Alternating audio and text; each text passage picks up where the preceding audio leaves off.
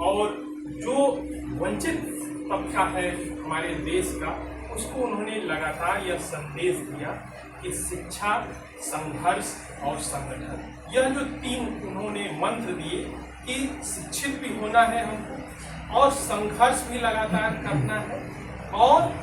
शिक्षा और संघर्ष से केवल काम नहीं चलेगा, हमको संगठित भी होना पड़ेगा। तो यह 3 मंत्र या 3 नारे उन्होंने जो दिए हैं, शिक्षा, संघर्ष और संगठन का जो नारा है, वह आज भी ये लगता है कि बहुत ही प्रासंगिक है कि अपने को शिक्षित बनाना है, अपने को अधिक से अधिक वैचारिक रूप से परिपक्व बनाना है, तभी हम समाज की जो संगतियां हैं, समाज में जो व्याप्त विषमता है, आर्थिक विषमता, सामाजिक विषमता, उसको बेहतर ढंग से समझ पाएंगे। लेकिन यह पहला चरण, उसके बाद हमको संघर्ष भी करने के लिए तैयार रहना होगा, और चूंकि यह अकेले का काम नहीं है, न अकेले के वश का है, तो हमें संगठन भी होना पड़ेगा। जो समान मना लोग हैं, जो समान धर्मा लोग हैं, उनके साथ एकजुट होकर हमें इस समाज को बदलने की लड़ाई लड़नी। तो ये बात जो अम्बेडकर कर रहे थे, और उसमें उनका वह भाषण जाति के उन्मूलन को लेकर था, उसमें जैसे उन्होंने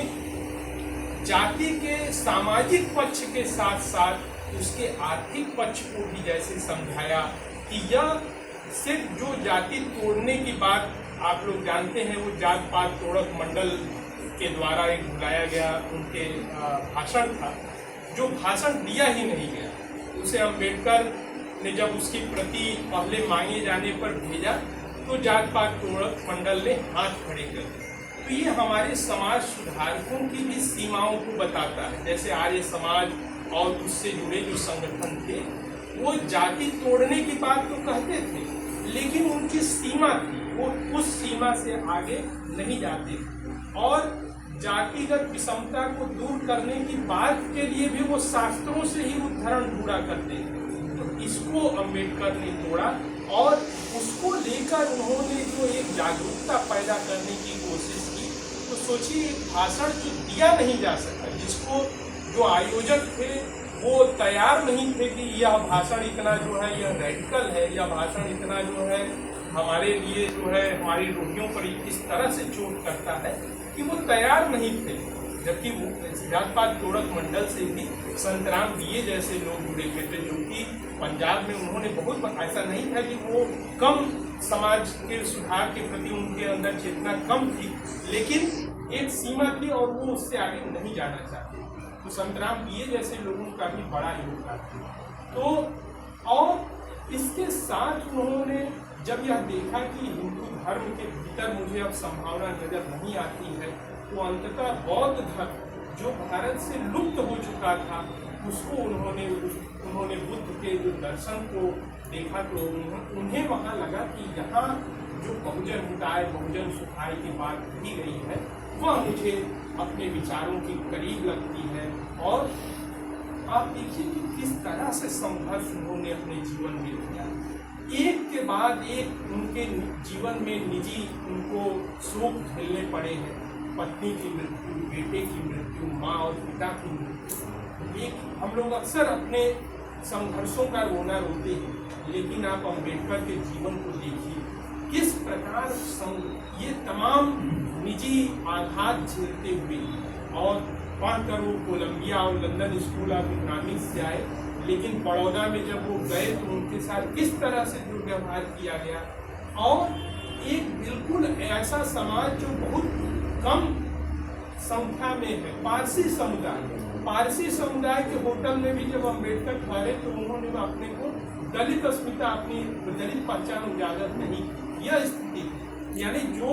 समुदाय भारत में जनसंख्या के आधार पर सबसे कम है, जिसकी संख्या बिल्कुल उंगली पर गिरने के बराबर है, वह भी जातिगत पूर्वाग्रह से किस तरह से भरा हुआ था, वह पारसी समुदाय ने अम्बेडकर के साथ जैसे व्यवहार किया, उसमें उजागर हो जाता है। तो वहाँ अम्बेडकर ने जिस प्रकार से एक लंबी संघर्ष यात्रा उन्होंने की, आज़ादी के बाद वो लंबे बीमारी का दौर उनका चलता है, लेकिन उस समय भी वह अपने राजनीतिक प्रयोगों को, जो प्रयोग की बात विमल भाई कर रहे थे, वो प्रयोग लगातार चल रहा है। और जीवन के आखिरी दिनों में वो लोहिया के साथ भी संवाद करते हैं, राम मनोहर लोहिया के साथ भी उनके पत्राचार का सिलसिला चलता है। और लेकिन वह अम्बेडकर की असमय मृत्यु के कारण वह आगे परिणत नहीं हो पाता। इसके साथ साथ उन्होंने महिलाओं को जिस तरीके से जुड़ा, एक महात्मा गांधी और दूसरे अम्बेडकर ने महाराष्ट्र में, पश्चिमी भारत में जिस तरीके से खास तौर से दलित महिलाओं को आंदोलित किया, उसका आप उदाहरण देखें, चाहे वो उर्मिला पवार जैसी जो लेखिकाएं हैं, शांताबाई रानी जैसी जो लेखिकाएं हैं, उन सब के आत्मकथाओं में आयदान है, चाहे और भी जो आत्मकथाएं लिखी गई हैं, बेबी काम्बले की आत्मकथा है, तो उसमें आप पढ़ें तो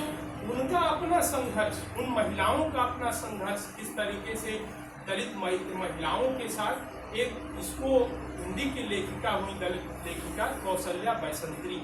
उन्होंने आत्मकथा लिखी तो उसका शीर्षक ही रखा दोहरा अभिशाप। यह दोहरा अभिशाप क्यों कहा उन्होंने? क्योंकि एक तरफ तो वो दलित होने के कारण प्रताड़ित हो रही है और दूसरी तरफ वो महिला होने के कारण दलित समुदाय भी उनको प्रताड़ित कर रहा है। वो वही दलित पुरुष जो बाहर शोषित हो रहा है, प्रताड़ित किया जा रहा है, वही दलित पुरुष जब घर के दायरे के भीतर आता है तो वह किस तरीके से महिलाओं को प्रताड़ित करता है, इसको लेकर कौशल्या बैसंत्री ने दोहरा अभिशाप। तो यह दोहरा अभिशाप लिखने का साहस भी अम्बेडकर से ही आता है। उन्होंने किस तरीके से प्रेरणा दी महिलाओं को, और जो भी ऐसे वंचित शोषित तबके रहे हैं। और आज अम्बेडकर सिर्फ हिंदुस्तान के आइकन नहीं, आज अम्बेडकर एक वैश्विक आइकन के रूप में, एक ग्लोबल आइकन के रूप में उभर रहे हैं। और तमाम जगहों पर, चाहे वो काले लोगों का जो संघर्ष चल रहा है अमेरिका में या अफ्रीका में, वहाँ भी अम्बेडकर एक प्रेरणा स्रोत के रूप में, एक महानायक के रूप में हमारे सामने आ रहे हैं। तो उनकी प्रासंगिकता तो अब हिंदुस्तान के दायरों का, हिंदुस्तान की सीमा का अतिक्रमण करके वैश्विक हो रही है। और उसके साथ साथ भारत में भी जो संघर्ष चल रहे हैं, वह चाहे सफाई कर्मचारियों का जो आंदोलन है, बैजवाड़ा विल्सन जैसे लोग जो लगातार चला रहे हैं, तो एक जो बिना कहे जो लोग अम्बेडकर को बार बार पे भले न उद्धृत करते हों, ऐसे भी लोगों की एक परंपरा है जो अम्बेडकर की दिखाई राह पर चल रहा है। तो ऐसे लोगों को अम्बेडकर का लेखन, अम्बेडकर के विचार, अम्बेडकर के जो किए हुए, जो उनके किए हुए काम हैं, और भाषा को कैसे उन्होंने इस्तेमाल किया। अंग्रेजी में तो उन्होंने लिखा ही, लेकिन वो जानते थे कि सिर्फ अंग्रेजी में काम करके, सिर्फ अंग्रेजी में बोलकर मैं, जो मेरा दलित समाज है, दलित समाज के जो लोग हैं, उनसे मैं नहीं बोल सकता। इसलिए आप मराठी में देखिए तो कैसे उन्होंने मूक नायक से लेकर बहिष्कृत भारत और तमाम ऐसे पत्र उन्होंने मराठी में निकाले, और उन पत्रों के संपादकीय उन्होंने जो लिखे हैं, उसमें उन्होंने भारत में जो सामाजिक आर्थिक विषमता है, राजनीति के सवालों को लेकर, और राजनीतिक संगठनों की स्थापना जो उन्होंने लगातार की, प्रयोग के सिलसिले उन्होंने जो शुरू किए, चाहे वो शेड्यूल कास्ट फेडरेशन हो, वहाँ से लेकर जो एक लंबी उन्होंने प्रयोगों की जो एक पूरी प्रक्रिया उन्होंने चलाई, तो हम सभी के लिए प्रेरणादायक। तो अम्बेडकर के विचारों को पढ़ने का सबसे जो बेहतरीन जो माध्यम है, वह अम्बेडकर वाङ्मय है, जो अम्बेडकर फाउंडेशन और सरकार द्वारा वो प्रकाशित भी है। तो वहाँ वो PDF के रूप में भी ऑनलाइन उपलब्ध है, तो वहाँ तक आपकी पहुँच हो तो वो सबसे बेहतर है। अम्बेडकर की पुस्तकों तक हम अपनी पहुँच बनाएं, उन्हें पढ़ें, उन पर चर्चा करें, ऐसी गोष्ठियाँ हों जिन पे ये बातें की जा सकें। इन्हीं बातों के साथ मैं अपनी बात को विराम दूंगा।